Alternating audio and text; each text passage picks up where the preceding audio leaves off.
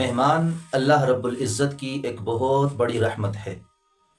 یہ بات اکثر ہم سنتے ہیں اور سنا کرتے تھے کہ مہمان اپنا رزق خود ساتھ لے کر آتا ہے، اور جس گھر میں اللہ کی رحمتیں، اللہ کی برکتیں نازل ہوتی ہیں، اس گھر میں رب العالمین کی ذات مہمانوں کو بھیجتے ہیں۔ اور یہ بات ذہن میں رکھیں، وہ گھر بڑا ہی خوشحال ہے، خوش قسمت لوگوں کا گھرانہ ہے جس کا دسترخوان مہمانوں کے لیے ہر وقت بچھا رہے اور وسیع رہے۔ لیکن مہمان اللہ رب العزت کی رحمت ہے۔ انبیاء علیہ الصلاۃ میں سے جناب ابراہیم علیہ السلام کے متعلق آتا ہے کہ جناب ابراہیم علیہ السلام جن کا لقب ہے جد الانبیاء، انبیاء علیہ السلام کے دادا جان، جناب ابراہیم علیہ السلام کی مہمان نوازی بہت مشہور ہے۔ جب فرشتے جناب ابراہیم علیہ السلام کے پاس آئے، اور جناب ابراہیم علیہ السلام کے پاس فرشتے انسانی صورت میں آئے بیٹے کی خوشخبری دینے کے لیے، تو جناب ابراہیم علیہ السلام نے ان مہمانوں کے لیے فوراً کھانے کا انتظام کیا، اور قرآن کریم میں ہے کہ جناب ابراہیم علیہ السلام نے بچڑا بھون کر ان کے سامنے پیش کیا، اور مہمان مسکرا رہے۔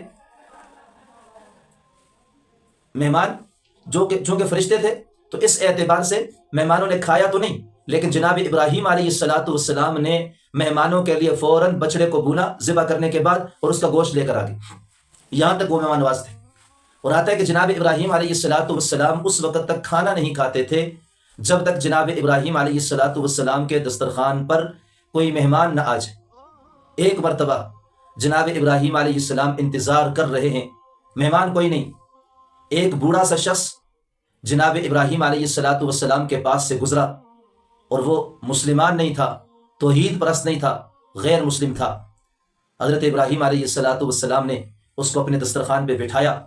اب اس نے رب کا نام لینے کے بجائے اپنے معبودان باطلہ میں سے کسی کا نام لے کر کھانا شروع کیا۔ ابراہیم علیہ السلام نے اس کا ہاتھ پکڑا اور کہا کہ میرے دسترخوان سے اٹھ جاؤ، آپ تو مشرک ہو۔ تو جناب ابراہیم علیہ السلام پر رب العالمین کی ذات نے وحی نازل فرمائی اور فرمایا، ابراہیم اس کی عمر دیکھ اور میرا کرم دیکھ، آج تک میرا نافرمان تھا، آج تک میری ذات سے غداری کرتا رہا، شرک میں چلتا رہا، لیکن میں نے آج تک اس کا کھانا بند نہیں کیا۔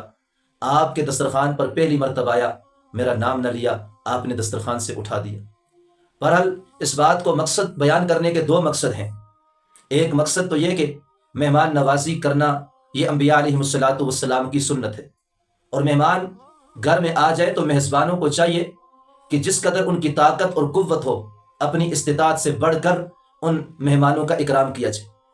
حدیث پاک میں بھی آتا ہے، رسول اللہ صلی اللہ علیہ وسلم نے فرمایا، من کان یؤمن باللہ والیوم الآخر فلیکرم ضیفہ، جو تم میں سے اللہ پر اور آخرت کے دن پر ایمان لائے، اس کو چاہیے کہ وہ اپنے مہمان کا کیا کرے، اکرام کرے۔ تو مہمان کو مسکراتے چہرے کے ساتھ مہمان کا استقبال کرنا چاہیے، اور یہ مہمان جس گھر میں آتا ہے اللہ کی رحمتیں برستی ہیں۔ میں یہاں پر یہ بات عرض کروں گا کہ مہمان جہاں بھی جائے یہ مت سوچے کہ اس کو کہاں سے کھلائیں گے، آنے والا اپنا نصیب خود لے کر آتا ہے، اور اس کی برکت سے اللہ رب العزت اہل خانہ کے رزق میں بھی اضافہ کرتے ہیں۔ دعا ہے رب ذوالجلال سے اللہ تعالی ہمیں مہمانوں کا اکرام کرنے کی توفیق عطا فرمائے۔